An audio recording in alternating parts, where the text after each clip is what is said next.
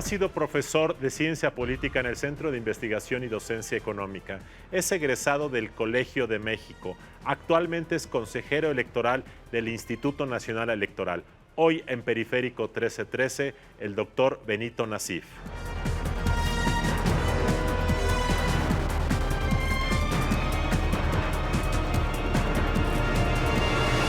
Benito, gracias por acompañarnos. Antes de entrar al detalle de las elecciones de este año, me gustaría tener tu perspectiva global de tu experiencia como consejero del IFE, hoy INE, en los últimos 8 años. ¿Es correcto? Es correcto, sí. ¿Qué has visto como evolución de la democracia electoral mexicana en este periodo? Bueno, la transición del IFE al INE es quizás uno de los pasos más importantes dirigido a la construcción de un sistema nacional de elecciones, donde lo que se ha buscado es que los estándares con los que se organiza una elección sean homogéneos, independientemente de si es una elección en Oaxaca o una elección en el Distrito Federal o en Sonora. Okay. ¿Sí? Y que eso ha llevado a movernos del viejo sistema donde teníamos 33 autoridades electorales separadas, cada una organizando sus elecciones con sus propias reglas y estándares, a un sistema articulado, coordinado por el Instituto Nacional Electoral, pero con autoridades electorales que son supervisadas y reguladas por una autoridad nacional. ¿Te gusta el modelo entonces? Bueno, es un modelo muy complejo, ¿sí? Nuestro mandato es ponerlo en práctica y quizás el reto más importante que las autoridades electorales tenemos es el de coordinarnos eficientemente para que los procesos pues avancen y cumplan sus objetivos. Pero una pregunta antes de pasar a otro tema. Se ha dicho que el objetivo central de este complejo sistema era que los gobernadores y los poderes locales, digamos, tuvieran menor injerencia en los procesos electorales. Ese era el objetivo básicamente. Así se justificó esta reforma del INE. Sin embargo, ha habido quejas, por ejemplo, del año pasado, que en algunos casos, no de todos, de todas formas, hubo una injerencia. Vaya, en Colima hasta se anuló la elección, pero se habla de Chiapas, etcétera. ¿Qué tan eficaz ha resultado a final de cuentas este esquema para detener a los gobernadores, a las injerencias de las fuerzas locales? Desde tu punto de vista, ¿cuál ha sido la experiencia o el balance? Bueno, hemos avanzado en, sí. Por ejemplo, la constitución de organismos públicos locales, autoridades electorales locales que organizan las elecciones coordinadas por el INE en un proceso de selección más meritocrático, que premia más la experiencia, los conocimientos y que ha sustituido al viejo proceso de selección donde eran las legislaturas estatales. Y ese tipo de injerencia creo que sí ha desaparecido, ¿sí? Los nombra el Instituto Nacional Electoral después de un concurso abierto, de una convocatoria en la que siempre participa un número importante de personas con perfiles altos. Esa parte está mejor. Ahora, el presupuesto surge todavía de los congresos locales. Ahí puede haber un condicionamiento. Es correcto. Nosotros constituimos autoridades electorales locales, las nombramos. En cierta forma hay una rendición de cuentas ante el Instituto Nacional Electoral. Sin embargo, sus presupuestos se aprueban en las legislaturas estatales. Y yo creo ahí, José Antonio, que hay una asignatura pendiente muy grande, porque el grado de institucionalización de los presupuestos en las entidades federativas es muy bajo. Nosotros, por ejemplo, en el Instituto Nacional Electoral, sabemos con antelación los recursos que vamos a tener durante un año para la organización de las elecciones. Pero hay entidades federativas hoy en día, ¿sí?, que no saben si van a contar con los recursos suficientes para producir sus materiales electorales, ¿sí? Y tenemos que intervenir nosotros de la mano de los propios organismos públicos locales y sentarnos con las legislaturas estatales o con los secretarios de finanzas de los estados para asegurar que esos recursos que son indispensables para la organización de la elección lleguen. Ahora bien, la primera parte de tu respuesta a mi pregunta es, a nivel de las autoridades electorales, quizá la apuesta de estandarizar la calidad de la organización electoral a nivel federal y a nivel estatal es una apuesta en la ruta correcta en proceso de ejecución. ¿Qué has visto tú por parte de cómo se comportan los actores, partidos y candidatos? ¿Qué ves tú como autoridad respecto a la conducción de las campañas, la responsabilidad de los partidos, su cercanía con la gente? ¿Qué ves ahí en estos 8 años? Bueno, creo que nuestro sistema de gobierno democrático es una democracia joven todavía, ¿sí?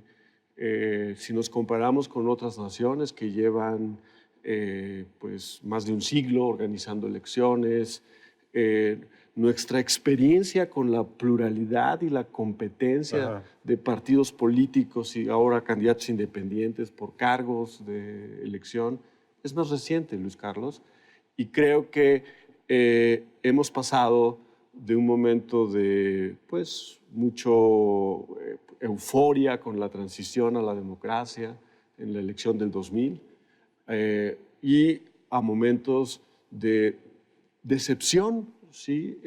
Con el funcionamiento de nuestro sistema de partidos, de llamados a renovarlo, de buscar alternativas diferentes. Y creo que esta es una nueva normalidad de nuestro sistema democrático que pues, ha propiciado reformas, entre ellas la figura de los candidatos independientes. Pero lo que tú me estás diciendo es, a primero empecé a entender que veías un sistema en proceso de maduración, o sea, partidos Es inmaduros. correcto. No lo vas a decir tú, yo lo estoy diciendo. Como adolescentes, como mal portados, en proceso de poder corregirse. Y por otra parte que hay decepción. Pero por otro lado veo que dices que es como normal que así sea, es decir, como si no hubiese que preocuparse por la evolución reciente de la conducción de los partidos. Bueno, yo creo que los sistemas democráticos también tienen sus ciclos, ¿no? Que van asociados incluso con la duración de los mandatos.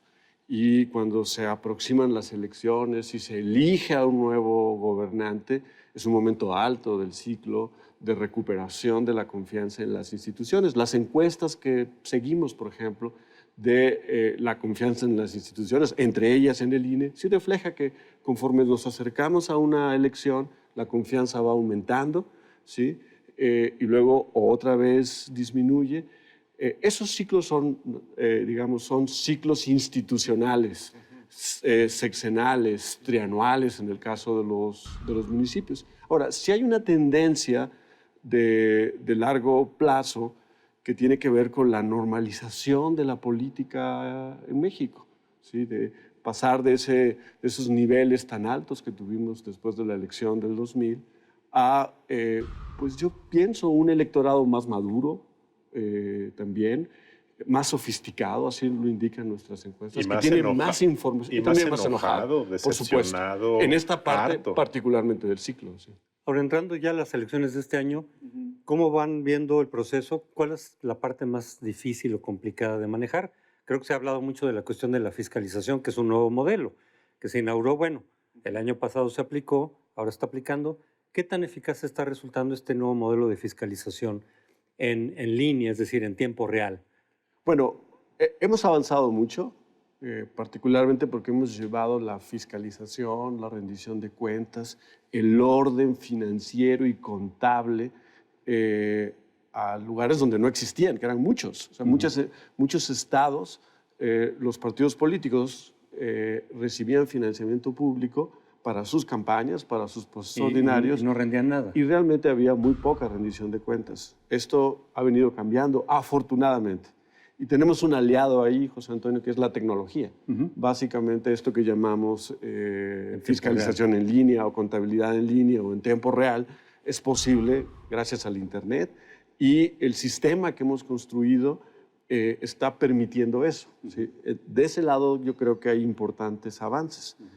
Sin embargo, hay cosas que la tecnología no nos va a ayudar a solucionar, que tiene que ver, por ejemplo, con las quejas en materia de fiscalización, cuya investigación, instrucción suele tomar tiempo y ahora el tiempo es un recurso muy escaso para la fiscalización porque tenemos que entregar resultados antes de que las autoridades que califican una elección, es decir, que determinan si una elección es válida o no, se pronuncien. Y yo creo que ese es el principal reto que tenemos, encontrar la forma de que las quejas se resuelvan rápidamente. El otro tema es la calidad de la organización de las elecciones. Este año hay elecciones en 14 entidades, 12 de ellas para gobernador. Y ustedes son básicamente el director de orquesta. Claro, los institutos locales tienen su parte, pero básicamente yo te diría que el grueso y lo más relevante, que es la capacitación de quienes fungen como funcionarios de casilla, es lo que están haciendo ustedes. Tienes focos rojos. Escucho, por ejemplo, que cada vez hay más gente que no quiere participar como funcionario de casilla, sobre todo en el segmento de ingreso medio, medio alto, alto. ¿Cómo están las cosas, Benito? Bueno, tenemos un modelo, Luis Carlos, que tú conoces muy bien, que es el modelo de elecciones ciudadanas. Para que una elección pueda organizarse, esencialmente lo que necesitamos son ciudadanos que, coordinados por la autoridad, sean los que instalen las casillas, reciban la votación y hagan el escrutinio y cómputo de los votos. Eso lo hacen nuestros vecinos. ¿Sí? Adoptamos este modelo desde la década de los 90s. Es un modelo que hemos venido perfeccionando a lo largo de los años. Medimos su funcionamiento por el número de casillas que no logramos instalar, por ejemplo, que es muy, muy, muy pequeño. ¿Sí? Lo medimos también por el número de ciudadanos que, habiendo sido capacitados, nombrados, el día de la jornada electoral no acuden a la instalación de las casillas. Afortunadamente es un porcentaje muy bajo. Ciertamente en algunos estados, en algunas ciudades en particular, en la pasada elección del 2015, tuvimos un problema especial de inasistencia de funcionarios, de ciudadanos que habían sido nombrados como funcionarios de casilla. Ese problema se combinó con el hecho de que el tamaño de las mesas directivas creció por el tema de las casillas únicas, es decir, había una sola casilla donde votabas para una elección, la elección federal y la local. Estamos trabajando nosotros modificando nuestra estrategia de capacitación para mejorar estos indicadores. ¿No es momento de cambiar el modelo? ¿No crees que sería mejor tener un modelo diferente en donde quienes quisieran ser... Entiendo las dificultades, pero no es momento ya de cambiar. Es muy caro, es muy desgastante. No pueden entrar a ciertas zonas por el crimen organizado. Hay desconfianza de algunos segmentos, no de todos, de la población. ¿No habría que cambiarlo un poco? Yo creo que es el momento de hacerle ajustes, Luis Carlos, pero algo que ha funcionado relativamente bien, creo que no puedes cambiarlo drásticamente, ¿no? Creo que sí es importante hacerle reformas, ¿no? Y eso es lo que estamos estudiando en el INE. Hemos descubierto, por ejemplo, que hay cosas que podemos optimizar. Hay ciertas formas de capacitación que generan un mayor grado de compromiso en la ciudadanía, como por ejemplo la asistencia a simulacros. Estamos promoviendo más la asistencia a simulacros.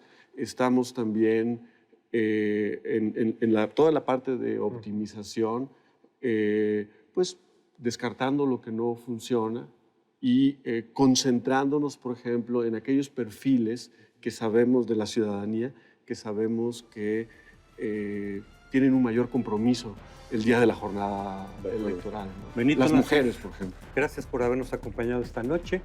Los esperamos la próxima semana aquí en Periférico 1313.